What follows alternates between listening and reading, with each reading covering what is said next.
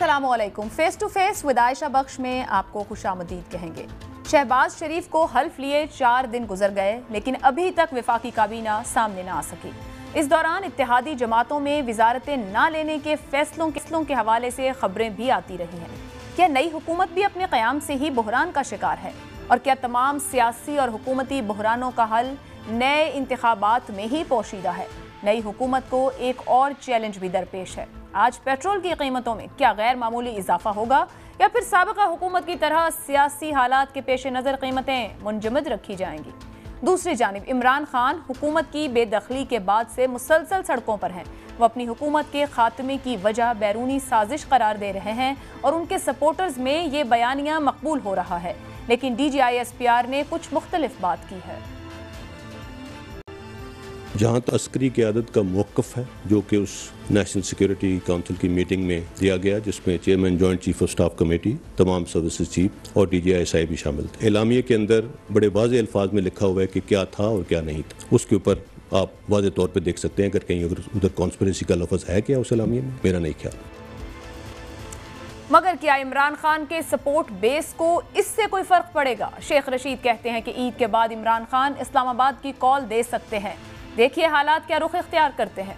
उधर पंजाब में सियासी बहरान भी मंतकी अंजाम तक पहुंचने के करीब तर है। कल पंजाब का ऐवान नए कायद का इंतखाब करेगा। इस मामले में डिप्टी स्पीकर के इख्तियारात की बहाली का फैसला फिर अदालत के सामने है। पाकिस्तान में जारी सियासी बहरान के असरात कश्मीर तक भी पहुंच गए हैं।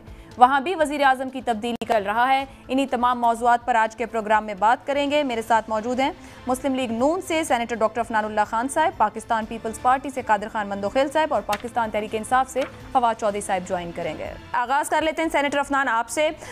काबीना की तश्कील बड़ा अहम मामला है। पीर्स को हल्फ उठा चुके वज़ीर आज़म शहबाज शरीफ साहब, एक इत्तेहादी हुकूमत है, तमाम जमातें आपके साथ हैं, काबीना तश्कील नहीं हो पाई। क्या मसाइल हैं? बेहतर लोग नहीं मिल रहे हैं या ख्वाहिशात पूरी नहीं कर पा रहे हैं?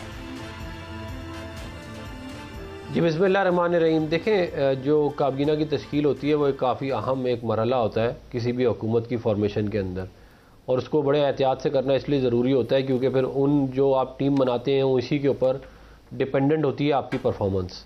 क्योंकि ज़रा हर काम वज़ीर आज़म ने तो ख़ुद नहीं करना होता, ज़्यादातर उसकी टीम के लोग करते हैं काम।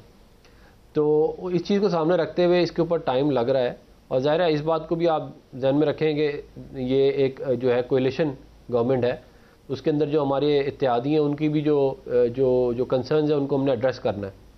तो ये तमाम चीज़ें सामने रखते हुए जो है वो मामला चलाए जा रहे हैं। अल्लाह ताला का शुक्र है, मामला खुश असलूबी से चल रहा है और इंशाल्लाह आप बहुत जल्द एक ऐलान आ जाएगा इसके ऊपर। पीपल्स पार्टी ऑन बोर्ड है वजारतें लेने पर? उनकी तरफ से बहुत सी खबरें आती रही कि हम वजारतें नहीं चाहते हैं। देखिए, मैं भी इसके ऊपर जो है वो कोई बात नहीं करना चाहूँगा, लेकिन ये ज़रूर है कि वो जो भी अरेंजमेंट होगा उसका वो हिस्सा ज़रूर होंगे। ये नहीं है कि वो उसमें नहीं होंगे, लेकिन ये जो हतमी मामला है वो इंशाल्लाह आज रात को या कल इंशाल्लाह आपके सामने आ जाएगा। सेनेटर अफनान साहब, कोई खफगी ये ओहदे लेने देने में कोई खफगियां तो नहीं कहीं मुस्लिम लीग नून को इस वक्त सहना पड़ रही हैं? लोगों को राजी करना पड़ रहा है, कोई नाराज हो रहा है, किसी को मना रहे हैं, ज्यादा एफर्ट कहीं इस वक्त मियां शहबाज शरीफ की इस पे तो नहीं लग रही? देखिए, मैंने जैसे आपको पहले भी कहा कि ज़ाहिर है ये कोएलिशन गवर्नमेंट है। अगर खाली PMLN की गवर्नमेंट होती तो फिर मामला बड़ा सिंपल होता। हमारे जो ऑलरेडी हमने काम किए हुए, हमें मालूम है कौन कौन किस किस की कहाँ एक्सपर्टीज़ हैं और उनको उधर किसको कहाँ प्लेस करना है, तो वो ज़्यादा इतना मुश्किल ना होता। लेकिन ज़ाहिर है क्योंकि कोएलिशन गवर्नमेंट है तो हमें ज़ाहिर है इसके अंदर जो मुख्तलिफ पार्टियाँ उनके जो कंसर्न्स हैं उनको भी एड्रेस करना है। तो वो उसको सामने रखते हुए ही इसलिए हम इसको बड़े एहतियात से कर रहे हैं। और हम ये भी समझते हैं कि काबीना जो है वो मुख्तसर तरीन होनी चाहिए, बहुत बड़ी काबीना नहीं होनी चाहिए। अगर और हम चाहते हैं कि अखराजात भी कम से कम हो, मुल्क के ख़जाने के ऊपर कम से कम इसका वज़न पड़े। लेकिन तो वो ये तमाम चीज़ों को ज़ाहिर है वज़ीर आज़म शहबाज शरीफ साहब जो है वो सामने रखते हुए ही फैसले कर रहे हैं। ठीक। तो लेकिन इंशाल्लाह जो है आप बहुत जल्द, आज रात नहीं तो कल इंशाल्लाह उम्मीद है कि ये मामला सेटल हो जाएगा। चलें जी, उम्मीद करते हैं। कादिर खान मंदोखेल साहब, कब तक काबीना में शामिल हो रहे हैं? कितनी वजारतें आपके पास आ रही हैं? करना क्या चाह रहे हैं? कुछ स्टेबिलिटी दें गवर्नमेंट को। साथ खड़े थे आप लोग अब तक। काबीना हम बना लेंगे, हमें कोई वजारतों का शौक नहीं है, मिले नहीं मिले, हमने इस मरे हुए कुत्ते को कुएं से निकालना था, हमने निकाल दिए। हमें किसी पर इसकी जरूरत नहीं है वजारतों की, अगर मिले नहीं मिले। ठीक है, वजारत खारजा पाकिस्तान पीपल्स पार्टी की तरफ से कौन आप लोग उसे नॉमिनेट कर रहे हैं या बेहतर समझते हैं कि इस पर होना चाहिए? आयशा, मैं आपसे बिल्कुल एक लफ्ज में कह दिए कि अभी कोई पार्टी का फैसला नहीं हुआ है। ठीक है। और अभी हमारे सीएसी होना है, मीटिंग के बाद डिसाइड होगा कि हम वजारतें लेंगे भी कि नहीं लेंगे। लेंगे तो आपके सामने आ जाएंगे। ये इतना बड़ा इशू नहीं है जो आपने टॉक शो का हेडलाइन बना दिया। मेरे ख्याल में इतना बड़ा इशू नहीं है। इशू ये है कि इस मुल्क को आगे जो इस बर्बादी और तबाही के बाद और बेवकूफ बनाने की जो 126 दिन जो इन्हें कौम को गुमराह किया है, अब उस कौम को जो अदारों के खिलाफ बोल रहे हैं, जो अदालतों के खिलाफ बोल रहे हैं, और फिर मैं उस शख्स की मैं बार बार अपना मुंह भी गंदा नहीं करना चाह रहा हूँ जो उसने अदालतों के बारे में कहा कि मैंने ऐसा क्या किया है जो अदालत 12 बजे जो ना लग गया। तो मैं आपको एज ए वकील बता रहा हूँ कि आपने आइन तोड़ा, आपने गद्दारी की है।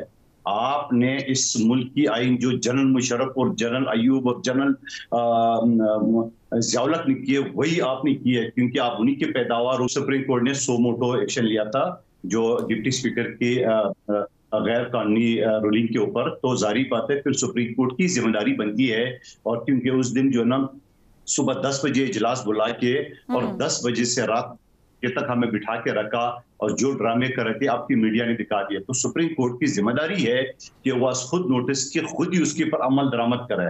और फिर मैं एक और बात करूं, सुबह आइन के आर्टिकल 190 ये कहता है कि सुप्रीम कोर्ट अपने ऑर्डर की अमल दरामद के लिए किसी भी अदारे को, किसी भी सूबाई हुकूमत को हुक्म दे सकती है ताकि वो अपने हुक्म पर अमल कराए।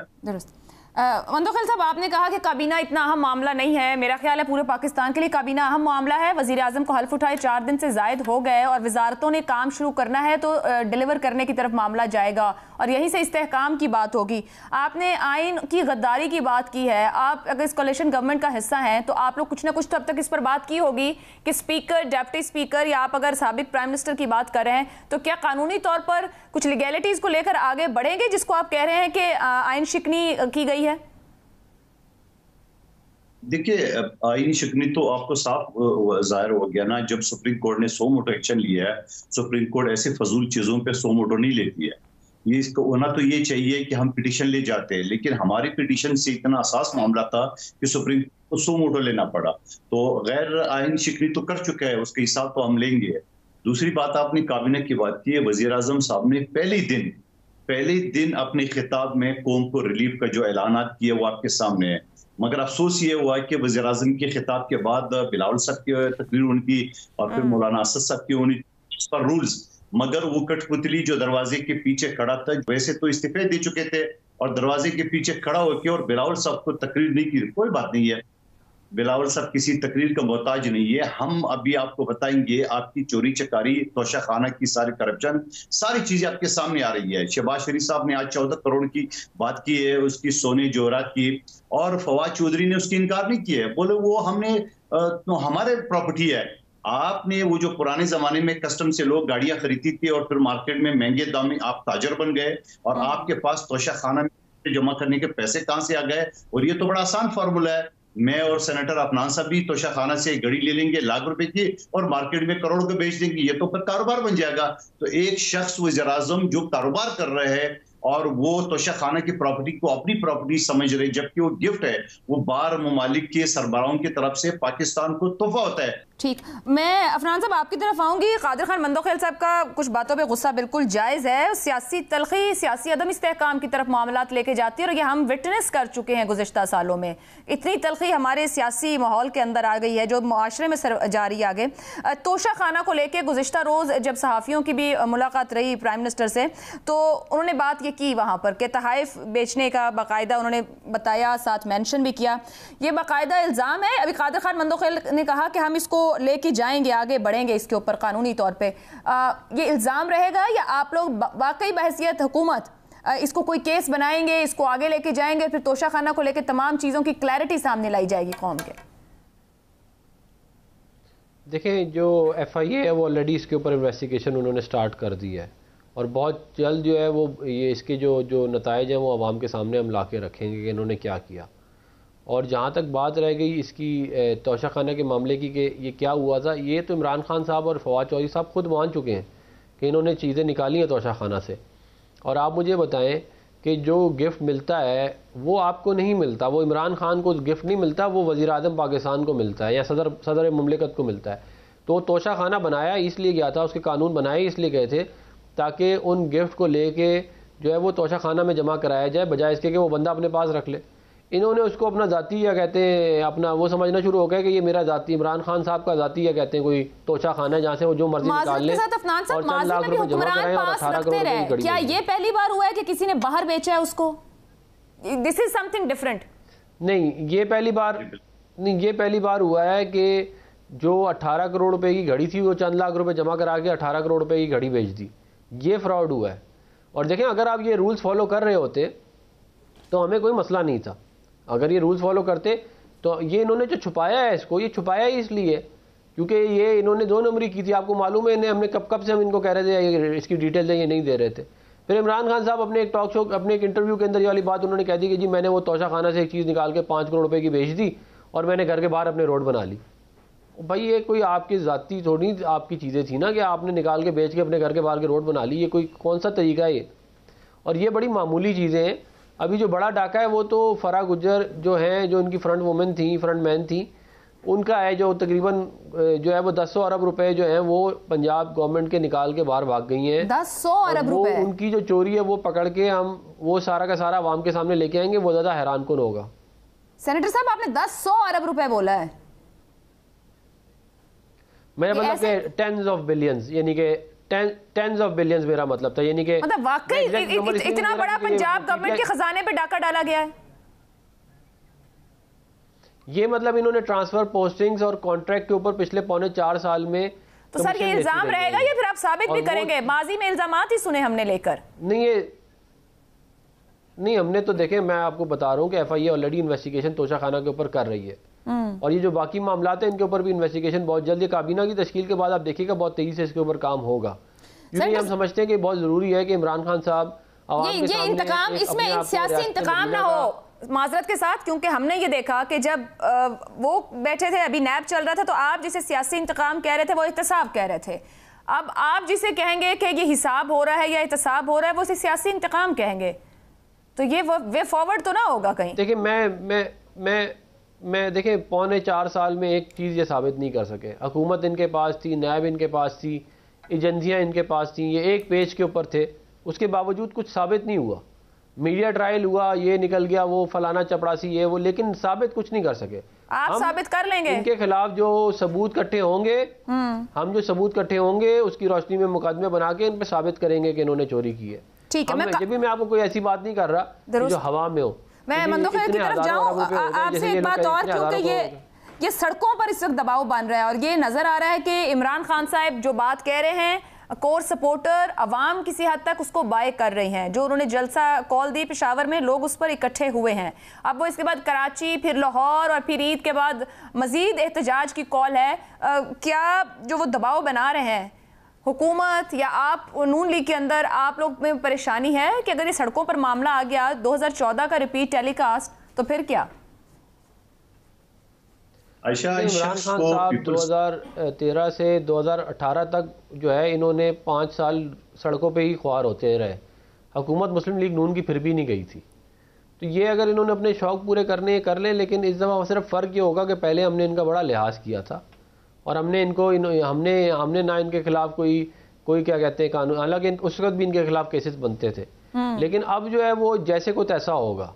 अच्छा। अब इनको ये जो ये आपने देख लिया मैरियट में जो हुआ, ये वही वाला सारा काम, अब ये वाला माम जैसे ये करेंगे आगे से जवाबी कार्रवाई वैसे ही होगी और बड़ी खौफनाक होगी। बात कर रहे हैं ये इनके अपने लिए बेहतर है कि ये जेल ज़्यादा अरसा जा नहीं सकते। इमरान खान साहब, मैं आपको बता दूं, ये जेल जाने से डरते हैं, तो ये और जो इनका लाइफस्टाइल है ये जेल में रह भी नहीं सकते। तो इनके अगर बाज़ लोगों को अकल देखें तब आती है जब उनको मतलब कुछ लातों के भूत होते हैं।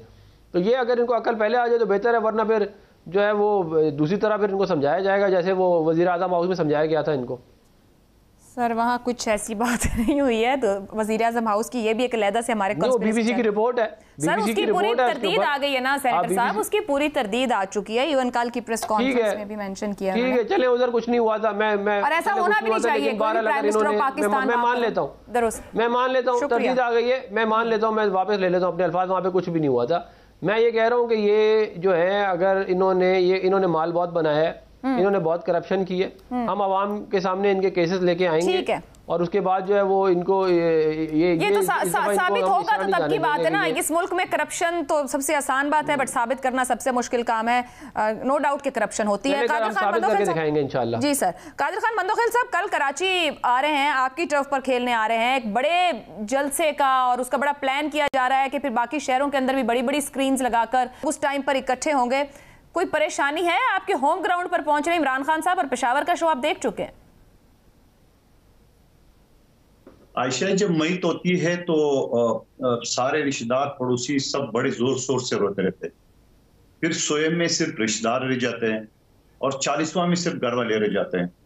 तो सवाल ये है कि कराची कोई अनोखा नहीं है। 2018 के इलेक्शन में जहां शहबाज शरीफ साहब के मुकाबले में मैं पीपल्स पार्टी की तरफ से था, फैसल वाड़ा साहब थे, और 2021 में जहां वो सीट हमने खाली करा दी है तो 2021 में पीटीआई 6ठे नंबर पे चली गई। तो 6ठे नंबर पे हम ऑलरेडी इनकी हुकूमत के होते हुए हम बेच चुके हैं और अब तो ये हुकूमत भी नहीं है। और ये तोशा खाना की जो 14 करोड़ के अलावा जो 3.5 करोड़ की जो किंग ने गड़ी तोहफे में दी थी, जिनको बेचा और उसके बाद जाके उसने अपने एसेट्स में डिक्लेयर किए है। आयशा, मैं आपको कानूनी बात बताऊं, हम झूठे मुकदमे नहीं बनाएंगे, लेकिन ये खुद अपनी में फंस रहा है। उसकी वजह ये कि गड़ी का स्कैंडल आया था अभी चंद दिन पहले, बल्कि चंद महीना पहले, और एसेट्स भी उन्हें डिक्लेयर की। अभी पिछले हफ्ते में एक घर के साथ था, मौजूद था, उसने कहा आज रात उसने जमा कर दिया। तो जाहिर बात है उसकी जो पेमेंट है वो बैक डेट में तो जमा नहीं हो सकते, वो करंट डेट में होगा। तो ये भी बहुत बड़ा सबूत है। दूसरा, लाहौर इस्लामाबाद हाई कोर्ट का फैसला आ चुका है, फॉरेन फंडिंग वाला केस 1 महीने के अंदर डिस्पोज ऑफ करना है।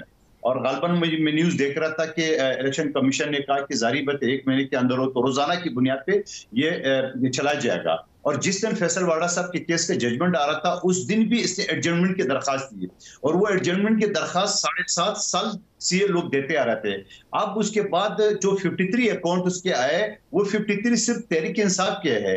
इनकी बहनों के नाम पे, इनकी मजदूरों के नाम पे, इनके रिश्तेदारों के नाम पे जो अकाउंट है वो अलग है। जो तहरीक इंसाफ डायरेक्ट पैसे ले रही थी, शौकत खानम के मत में जो लोग पैसे देते थे और वो तहरीक इंसाफ की या जाती अकाउंटों में डाला, वो हिसाब अभी बाकी है।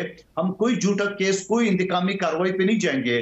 डॉक्टर अफनान साहब ने सही कहा, पहले खिलाड़ी समझ के या पाकिस्तान के हीरो समझ के हर आदमी ने कहा चलो ठीक है यार, टीवी पे बोल रहे। लेकिन अब जो उसने इंतकामी कार्रवाई की है, अब जो उसने करप्शन की है, तो यकीनन हम इसका जवाब देंगे, मगर असली केसेस में, मगर जेन्युइन केसेस में सबूत के साथ देंगे। ये जो 14 करोड़ की तो आज साबित हो गई कि फवाद चौधरी ने कहा भी थोड़ी देर पहले मीडिया से, उन्होंने कहा कि वो तो भाई उसने खरीद ली है। भाई आपने खरीद ली है, आपको किसने इख्तियार दिए कि जो तोहफा आपको मिला है वो बाजार में बेच दे? इस तरह तो फिर बहुत जबरदस्त हो गया। मैं और डॉक्टर अफनान भी चले जाए तोशा खाना, वहां सस्ता माल खरीदेंगे और बाजार में बेचते रहेंगे, लेकिन ये तरीका नहीं है। ये सारे केसेस में ये फंसेगा और सबसे बढ़कर आईन शिकनी में फंसेगा।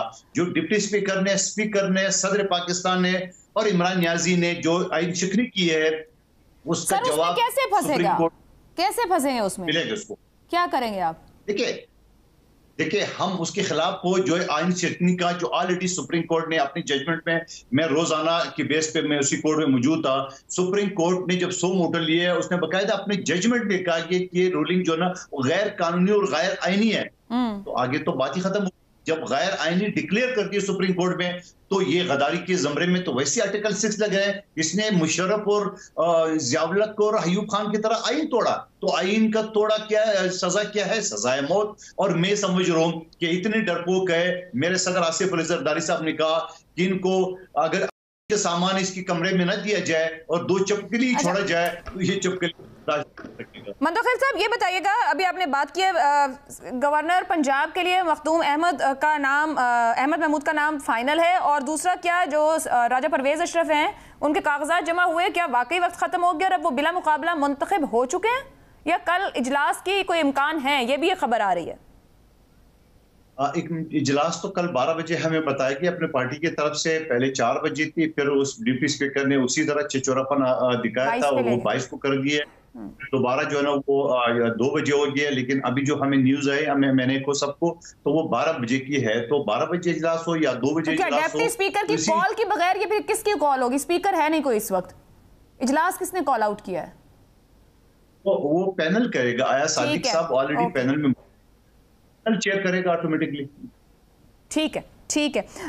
सेनेटर अफनान साहब, आपने अभी बात की जिसपे मंदोखिल साहब ने भी जवाब दिया है, जो सड़कों पर मामलात हैं कि कैसे आपने कहा बहुत लिहाज कर लिया, अब नहीं करेंगे, जैसा करेंगे वैसा जवाब होगा और खौफनाक होगा। सर, आप गवर्नमेंट भी हैं इस वक्त और एक इत्तेहादी हुकूमत है, ये इस तरह की बात, गुफ्तगू या इस तरह का पैगाम जाना भी ये फेवर करेगा पॉलिटिकल स्पेक्ट्रम को? देखें, जो तकरीर इमरान खान साहब ने की है पेशावर में, लोगों को गालियां दी हैं इन्होंने, ये समझते हैं ये अकेले हैं जो इनके मुंह में ज़बान है, या ये अकेले हैं जो क्या कहते हैं इस तरह की बकवास करेंगे और आगे से जवाब नहीं आएगा। अब ये जैसे को तैसा है। देखें, हमने इनको बड़ा इनका लिहाज, ये कभी मियाँ नवाज शरीफ साहब के घर के बाहर चले जाते हैं, कभी लंदन में क्या कहते हैं, वो कुलथूम नवाज साहिबा बीमार थी, उनके घर के अंदर अपना ICU में घुस गए कहते हैं। हमारे लोगों के खिलाफ झूठे मुकदमे बनाए, मेरे खिलाफ इन्होंने क्या कहते हैं FBI का झूठा रेफरेंस दिया। तो ये क्या समझते हैं हम भूल गए सारी चीज़ें? तो ये और इन्होंने तो एक्चुअल करप्शन की हुई है। हम तो इनको एक एक चीज का इनसे हिसाब लेंगे। नहीं, मगर मेरा सवाल आपसे ये था, जो सड़क पर हो रहा है, क्या आप भी सड़क के रंग में जवाब देंगे? क्योंकि कोई ना कोई कानूनी, अगर वो इतना गलत कर रहे हैं तो फिर आपके पास कानूनी ऑप्शंस होंगे इस्तेमाल करने को, लॉ मौजूद है, उसको प्रिवेल करना चाहिए। या आप भी उनकी तरह सड़क पर उस तरह जवाब देंगे तो फिर तो अनार्की की तरफ मामलात ले जाने की बात है ना, तो हुकूमत ज्यादा जिम्मेदार कहलाएगी उसमें। नहीं, हम कोई अनार्की की तरफ मामला जाने ही नहीं देंगे इंशाल्लाह। हम कानूनी तौर पे जवाब देंगे, हम सियासी तौर पे जवाब देंगे, और ये जो मीडिया ट्रायल करते हैं हम उसका मीडिया का जवाब देंगे। और इनके बहुत सारे ये जो प्रोपेगेंडा फैलाने वाले लोग थे उनको हमने पकड़ लिया है। बाकी जो इनके उल्टी सीधी हरकतें कर रहे थे, ये जो इन्होंने करप्शन की है उसके ऊपर केसेस बनेंगे, और जो जलसा करने का इनका हक है उसी तरह हमारा हक भी है, अपोजिशन गवर्नमेंट का भी उतना ही हक है। तो जो जैसे को तैसा है, ये देखें, ये अपने आप को, इन्होंने उस दिन न्यूक्लियर प्रोग्राम के बारे में बात कर दी, इन्होंने जो है वो, मतलब ये बिल्कुल ज़हनी तौर पे जो है, ये या तो ये इनका दिमाग सही तरह चल नहीं रहा, या इनको मालूम नहीं है कि ये जो बातें कर रहे हैं इसका इम्प्लीकेशन कितने खतरनाक है। ये अगर अपने आप को कंट्रोल नहीं करेंगे तो जवाब आएगा। की गुफ्तगू बता रहे हैं कि आप लोग वाकई नहीं चाह रहे चीजें कंट्रोल में रहे और चाह रहे हैं कि चीजें और वो। मंदोखिल साहब, बिलावल भुट्टो कहते हैं फाशिस्ट पार्टियां मकबूल ही होती हैं, इससे क्या मतलब है? ये नजर आ रहा है कि हम अपने सियासी माहौल को खुद से बहुत गरमाना चाह रहे हैं और हालात कहीं हमारे सियासतदानों के कंट्रोल से बाहर ना हो जाए। अब मैं क्या बोलूं इस शख्स के बारे में? मैं तो सिर्फ ये करूंगी, अल्लाह का लाख लाख शुक्र है पाकिस्तानी कौम का इस मुसीबत से, इस आजाब से जान छूट गई। इंशाल्लाह 1 और 11 होता है, हम तमाम अपोजिशन पार्टी मिलके आवाम के रिलीफ के लिए सोचेंगे, आवाम की खिदमत के लिए दिन रात काम करेंगे।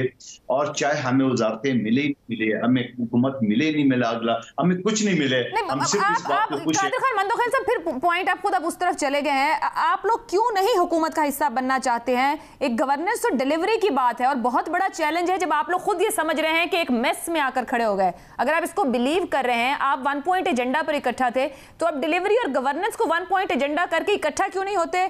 आप लोगों को लग रहा है कि ये हम ज्यादा मुश्किल में पड़ जाएंगे अगर साथ ऑन बोर्ड होंगे? जिम्मेदारी बहुत बड़ी है। आयशा, आप हमारे कायदीन की, हमारे CAC के फैसलों को वीटो करना चाहती हो, और मैंने आपसे शुरू में कहा कि हमारी एक ही ख्वाहिश थी कि इस गंद को कुएं से निकालना था, हमने निकाल लिया। गांव के लाख इख्तलाफ गांव वालों की, मगर एक मरा हुआ कुत्ते को जब कुएं से निकालना पड़ता है तो सारे गांव इकट्ठे हो जाते हैं। हम इकट्ठे हो गए, हमने इस गंद को कुएं से निकाल दिए। आगे कोई भी वजीर मुशीर बने, हमें कोई नहीं, हम इनका साथ देंगे। हम शहबाज शरीफ का शाना बशाना होंगे, मौलाना साहब के शाना बशाना होंगे, वजारतें हो या ना हो, कोई फर्क नहीं पड़ता। सर, यही तो सवाल है ना, वो चाहते हैं कि आप कैबिनेट का हिस्सा बने, आप ये कहते हैं कि अभी तो हमने सोचा ही नहीं इसके ऊपर। अभी आपने खुद प्रोग्राम में कहा कि अभी तो डिसाइड होगा, मुशावरत बात। सवाल यही तो है कि 8 दिन तो हो गए। देखिए, मैं एक चीज में फिर आप मुझे बार बार उसी सवाल की तरफ ले जा रही हूँ। मैं ये कह रहा हूँ कि हमारा काम था इस गंद को कुएं से निकालना, निकाल दिया है। हुकूमत, वजारत, ये सारी चीज जो है ना वो सानवी चीजें होते हैं, उसके हमें कोई शौक नहीं है ना। हम 50 साल की पार्टी ये मंदोखिल साहब, ये सानवी थोड़ी है, यहाँ गवर्नेंस है और गवर्नेंस और डिलीवरी पे आप सब लोगों ने जज होना है, इसका एक बोझ बनना है। मुझे एक ब्रेक की इजाजत। हाँ जी, मुकम्मल। हम अपोजिशन के तमाम पार्टी की शाना बशाने होंगे, मगर वजारतों का फैसला मैं टीवी पे एक आम सा कारकुन पीपल्स पार्टी का मैं कैसे आपको बता सकता हूँ? मेरे क़यादत जो फैसला करेंगे सारा आंखों पे। ठीक है जी, एक ब्रेक लेते हैं, ब्रेक से बाद तो गुफ्तगू आगे बढ़ाते हैं।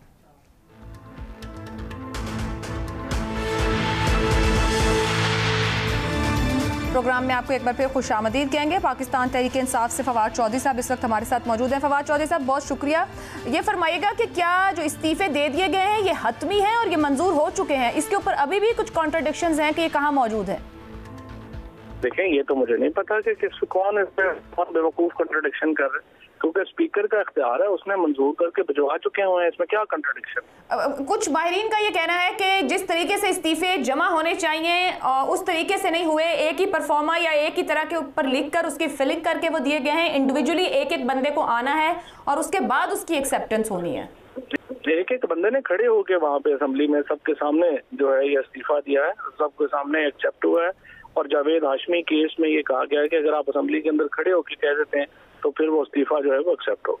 तो आप कह रहे हैं कि जब 9 तारीख को मौजूद थे जितने लोग असेंबली में, उन सब ने इस्तीफा उस वक्त असेंबली में दे दिया है? असेंबली में दे दिया, और यही कानून है जो मैं बता रहा हूँ आपको, ये मैं नहीं कह रहा, ये कानून कह रहा है। आपके ख्याल में कितना मकबूल फैसला पीटीआई ने या माकूल फैसला कर लिया है? सियासी फायदा होगा या पार्लियामान से निकलकर इसका नुकसान भी उठाना पड़ सकता है? ऐसा बात यह है कि इस पे कई डायमेंशन हो सकती हैं, हर बंदे के एक अपनी ओपिनियन हो सकती है, लेकिन ये आपको देखना चाहिए कि देखें, कुछ महीने पहले जब मरियम नवाज ने अपने 2 लोगों को कहा, कैप्टन सफदर का भाई था और जावेद अब्बासी, उन दोनों को मरियम ने कहा कि आप इस्तीफे स्पीकर के मुंह पे मार के निकल आए, उन 2 भी छुप के घरों में जाके उन्होंने इस्तीफे नहीं दिए। और यहाँ पे 125 आदमी जो है वो इमरान खान के एक इशारे के ऊपर उसने इस्तीफा सबमिट किया है। और इससे आपको पता चलता है कि इमरान खान अवामी मकबूलियत के किस मेराज के ऊपर है और उनका अपनी पार्टी के ऊपर और अवाम की नफ्स के ऊपर किस तरह का हाथ है। तो ये जो सब कुछ हुआ है, जो हमारे सामने हुआ है, ये एक पॉलिटिकल बहुत आई थिंक एक वाकया है, और उसी टर्म्स में इट्स जस्ट अनदर एक्सप्रेशन कि इमरान खान का इस वक्त अवामी मकबूलियत का क्या आलम है। अवाम की मकबूलियत दिख रही है, लोग सड़कों पर आ रहे हैं। आपके ख्याल में जो आप जिसे कहा जाए दबाव बिल्ड कर रहे हैं सड़कों पर एहतजाज से, आपको लगता है कि ये इस जगह पर आ जाएगा कि इलेक्शन जल्दी हो जाएगा सिर्फ इस बायस? हाली और कोई नहीं है, सवाल इसके कि आपने इलेक्शन कराने हैं, फैसला तो एक करना है। इस्लामाबाद में लोगों ने बैठे हुए कि उन्होंने कम नुकसान करके ऐलान करना है या ज्यादा नुकसान करके ऐलान करना है। तो अगर आप नुकसान से क्या धमका रहे हैं? गुज़िश्ता रोज वजीर आजम शहबाज शरीफ ने जो गुफ्तगू की सहाफियों में, उसमें उन्होंने कहा कि ठीक है उन्होंने इस्तीफे दे दिए, ये उनका फैसला है, बट पार्लियामान काम करती रहेगी, निजाम अपना काम करेगा, ऐसे ही चलेगा। तो फिर मेरा ख्याल है उनको बेसिक अकल नहीं है कि जहाँ पे अपोजिशन ही नहीं होगी, आजम है, आप कुछ ख्याल करें, वजीर आजम को तो सब कोई प्रोटोकॉल दे देना चाहिए। नहीं, कोई प्रॉब्लम। पहली बात तो है कि हम तो इम्पोर्टेड हुकूमत को मानते ही नहीं है, ये तो डमी वजीर आजम है, तो ये तो एक डमी प्राइम मिनिस्टर है, डमी हुकूमत है। और इनको ये मैं बताऊं कि ये इनकी गलत फहमी है, इस पार्लियामेंट की कोई लेजिटिमेसी नहीं रह गई, ये एक बेज़मीर लोगों का और एक मैं समझता हूँ कि लोटों के ऊपर मबनी हुकूमत है, और इसलिए इसकी कोई ना इखलाकी हैसियत है ना कानूनी हैसियत है। तो हम अपनी सियासत को पॉइंट ऑफ नो रिटर्न पे ले जा रहे हैं, वो आपको तस्लीम ना करें, आप उनको तस्लीम ना करें। नहीं, हम नहीं करें, हम वाशिंगटन के लगाए हुए वजीर आजम और काबीना को नहीं मानते हैं। हम पाकिस्तान के वैसे पाकिस्तान के अवाम ने करने हैं, वाशिंगटन के बैठे हुए लोगों ने नहीं करने। बड़ी सिंपल बात। और जो आदमी ये कहता है कि ये हुकूमत बिल्कुल सही है और वाशिंगटन में, वो भी पाकिस्तान का वफादार नहीं है। सर, कल DGISPR ने कतई कलामी की माजत साजिश की नफी कर दी, फिर हुकूमत कहती है लेटर गेट की तहकीकात कराने का, आपको कबूल है वो? अब वो जो तहकीकात लाएंगे करवाते हैं, सब लोग बैठेंगे उसमें, एक्सेप्ट कर लेंगे। पहली बात तो यह कि DGISPR ने तो तस्दीक कर दी लेटर की, उन्होंने इंटरफेरेंस की तस्दीक कर दी। Now the next step is कि वो जो जुडिशल कमीशन है वो बने और इसकी तहकीकात करे। लोकल हैंडलर्स कौन थे, कौन कौन लोग मिले जाके, अमेरिका में किस लीडर की वहाँ पे 1250 एकड़ की रेंज के ऊपर मुलाकातें हुई, साजिश के ताने बाने कहाँ पे जुड़े, कैसे आए और कैसे ये कहा, और ये जो थ्रेट था ये कितना जेन्युइन था और कितना जेन्युइन नहीं था, ये तो जुडिशल कमीशन बने और इसकी तहकीकात करे। फवाद साहब, मैं समझ नहीं पा रही, देखें नेशनल असेंबली में आना, KP की असेंबली में आई, पंजाब में आई, कश्मीर में भी यही मामला, आपको अपने घर के अंदर भी तो मामला देखने की जरूरत है, सब कुछ बाहर नहीं। दूसरा, आप लोग बल्दियाती का भी हिस्सा बनने जा रहे हैं, वो इन्हीं के नीचे इलेक्शन हो रहा होगा, उधर हंगू के इलेक्शन में भी आप लोग निजाम का हिस्सा हैं, आप सेनेट में भी बैठे हैं, आप क्या इस पूरी सूरत हाल को पॉलिटिकल टूल के तौर पर इस्तेमाल करना चाह रहे हैं? ऑब्वियसली इसका फायदा मिल सकता है अगर आप बहुत इंटेलिजेंटली सूरत हाल को यूज करें।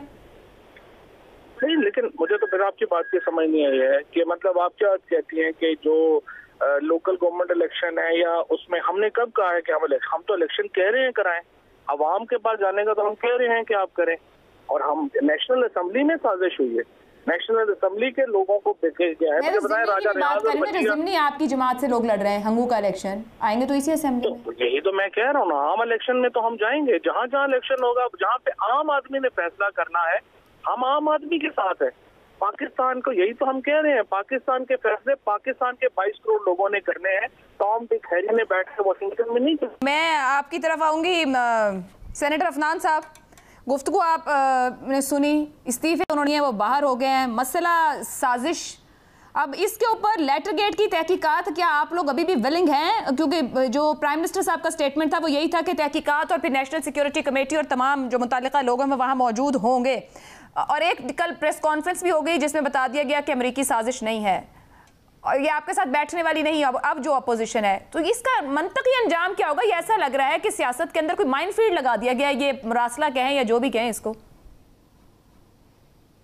देखिए, ये मामला जो है इमरान खान साहब जो है उन्होंने ख़राब किए हैं, और वो ये समझते हैं कि वो अगर असम्बली में हो तो असम्बली अच्छी है, वो असम्बली से बाहर हो, वो वज़ीर आज़म ना हो तो असम्बली वही असम्बली बुरी हो गई जिन्होंने इसको वज़ीर आज़म बनाया था, जिन्होंने अपना कैरियर जो है वो अपना परवेज़ मुशर्रफ के साथ स्टार्ट किया, फिर काफ लीग में चले गए, फिर पीपल पार्टी में चले गए, फिर वहाँ से PTI में चले गए, और अभी ये पीपल पार्टी के अपना कि मुझे ले लो सर, प्लीज, ये आपको भी मंदुखेल साहब भी कंफर्म कर देंगे। मंदुखेल साहब भी और सुने मेरी बात सुने, और ये प्रोग्राम करने मुश्किल हो जाएंगे जिस तरह के लेवल है जो सियासतदानों के हो रहे हैं। जमात उलमाए इस्लाम, सुने मेरी बात, उसने इतनी की आपने उसको नहीं रोका सर, मैंने उसको रोका है। जमात उलमाए इस्लाम के बाद भी इन्होंने मेरी गुजारिश तो सुन लेना, मुझे तो रोक रही है ना आप। नहीं सर, आप कहिए। उन्होंने राब्ता किया आपसे, उन्होंने राब्ता किया आपसे, लाके बिठा देते।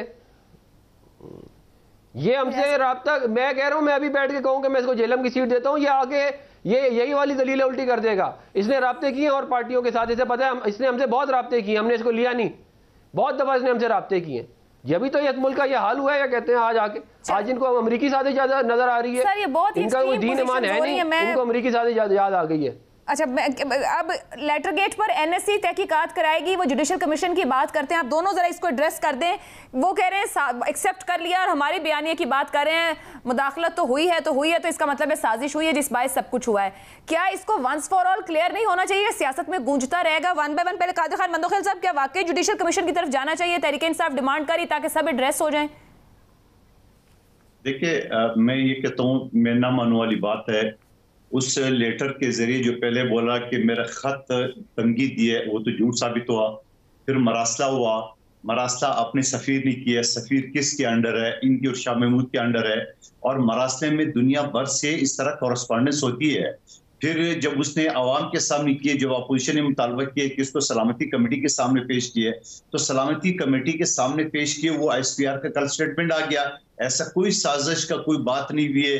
यकीनन मुल्कों के बीच में डायलॉग होती है, सख्त बातें होती है वगैरह वगैरह, लेकिन इसको आप अपोजिशन से जोड़ना, उसको आप साजिश से जोड़ना, इसको अपॉइंटेड गवर्नमेंट से जोड़ा। आयशा, मुझे एक बात बता दे, मैं इसी असम्बली का हिस्सा हूँ, बैठा हूँ फवाद चौधरी साहब समेत, 174 वोट डले, उसमें से एक भी किसी बागी का नहीं था, तो फिर कैसे इंपोर्टेड हो गया?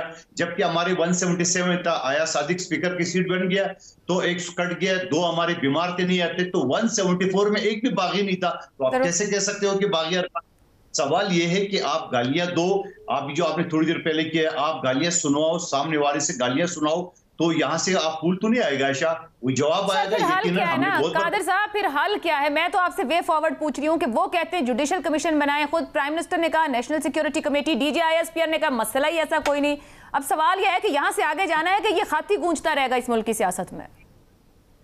मैं आयशा, आप तो बात मुझसे पूछ रहे, राय ले रहे, मैं तो कहता हूँ प्राइम मिनिस्टर ने तो ऑलरेडी असेंबली के फ्लोर पे कहा कि हम कमेटी बना रहे हैं, उसके सामने भेज रहे हैं, इसके ऊपर सब चीज तहकीक होगा। तो ऐलान तो हो चुका है वज़ीर आज़म शहबाज शरीफ साहब की तरफ से। मगर कल शाम इस प्रेस कॉन्फ्रेंस के बाद DG की, उन्होंने ये भी कहा कि इसमें तो सब वजाहत हो गई है, सब क्लियर हो गया है।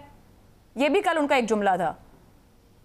तो ये मगर इन लोगों को अभी अकल नहीं आ रही। वो कहते हैं हमारी बात सही है तो जरा मजीद आ जाए तफसील, ताकि ये और आयशा मैं आपको बताऊं, पाकिस्तान की जितने भी सफीर दुनिया भर में मुझे और आपको जो सुन रहे या इनकी बातें सुन रहे, वो सब परेशान है, क्योंकि वो कहते हैं कि यार ये मरासला में जो बातें होती है ये तो हमें बाजार में जो है ना कपड़े उतारने की बराबर है। अब ये सफीर किस मुल्क में जाएगा, कौन सा मुल्क उसके साथ डायलॉग करेगा, कौन सा मुल्क उससे बात करेगा, इसने पूरा सफारती आदाब को भी जो है ना वो अपने पांव तले रोन दिया है। तो सवाल ये है, हम आगे आपको शौक है इस्तीफे दे दिए, इसके ऊपर ज्वाइंट अपोजिशन के कैंडिडेट खड़े होंगे, इंशाल्लाह सारे सीटें वापस जीतेंगे। ये बार खेलते रहे, गुली डंडा खेलते रहे, कुछ नहीं होता है। लास्ट कमेंट सेनेटर अफनान आपकी जानिब से, आप भी समझते हैं जुडिशल कमीशन की जरूरत नहीं है, या ये जो लेटर गेट का मसला है इसको वंस फॉर ऑल सेटल होने की जरूरत है या नहीं? अब कोई पीटीआई से बातचीत नहीं है, अपोजिशन है और उनके इस्तीफे एक्सेप्टेड ही समझे जाएं और वो पार्लियामेंट से बाहर हैं। देखें, बात यह है कि अगर अदलिया की बात नहीं माननी, अगर फ़ौज की बात नहीं माननी, अपोजिशन की नहीं माननी, अमेरिका कह रहा है हमने नहीं किया, तो फिर मैं ना मानूंगा कोई इलाज नहीं है। ये जुडिशल कमीशन में कहेंगे कि हमारी मर्जी का जज डालो, ये वाला जज क्यों था, ये तो उसका रिश्तेदार है, फलाना है, ये हो। तो ये इनका देखिए, इनका नैरेटिव है ये। अगर हम इनसे ये नैरेटिव ले लेंगे तो ये आवाम पूछेगी तुमने किया क्या पिछले 3.5 पौने 4 साल, वो उसका जवाब इनके पास है कोई नहीं। तो इन्होंने एक झूठ का पलंदा जो है उसके ऊपर अपना नैरेटिव बना दिया और अब ये कोशिश कर रहे हैं कि उसके ऊपर जो है वो सारी कौम इनकी बात माने। ऐसे नहीं हो सकता।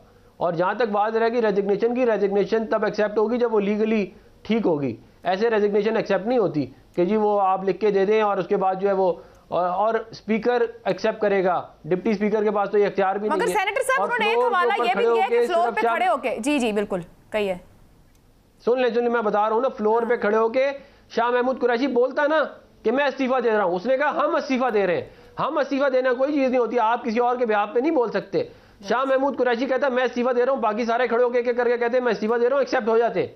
ये फ्रॉड कर रहे हैं, आवाम को बेवकूफ बना रहे हैं। इस्तीफा ये देना, अगर इस्तीफा सेनेट से इस्तीफा दे, ये सदर इस्तीफा दे, ये असेंबली उधर इस्तीफा नहीं दे रहे, इधर अपना फ्रॉड कर रहे हैं कौम के साथ। ठीक है जी, मंदोखेल साहब कुछ कहना चाह रहे हैं जी। डॉक्टर अफनान साहब, उसके बाद भी डिप्टी स्पीकर वापस आ गया, उसने वापस जो है ना सदारत की है, असेंबली की है, तो फिर कैसे इस्तीफे हुए? हाँ, और वही डिप्टी स्पीकर, हाँ कैसे हुए? बिल्कुल आप ठीक कह रहे हैं, बिल्कुल ठीक कह रहे हैं आप। पीटीआई खुद कंफ्यूज है या कंफ्यूज कर रही है, मगर कहते ये हैं कि एहतजाज ही करेंगे, सड़क पर ही होंगे और इतना दबाव डालेंगे, इंतखाब की तरफ बढ़ेंगे। फवाद चौधरी साहब हमारे साथ थे, कादिर खान मंदोखेल साहब, सेनेटर अफनान साहब, बहुत बहुत शुक्रिया। मगर जो हुकूमती इत्तेहाद है वो ये कह रहा है कि सिर्फ पॉलिटिकल टूल के तौर पर तमाम चीज़ों को इस्तेमाल किए जा रहे हैं, क्योंकि डिलीवरी और गवर्नेंस के तौर पर बताने को कुछ नहीं, और अगर इसे पॉलिटिकल टूल के तौर पर इस्तेमाल ना किया जाए तो आवाम के सामने रखेंगे क्या। मुझे इजाज़त दीजिए, अल्लाह हाफ़िज़।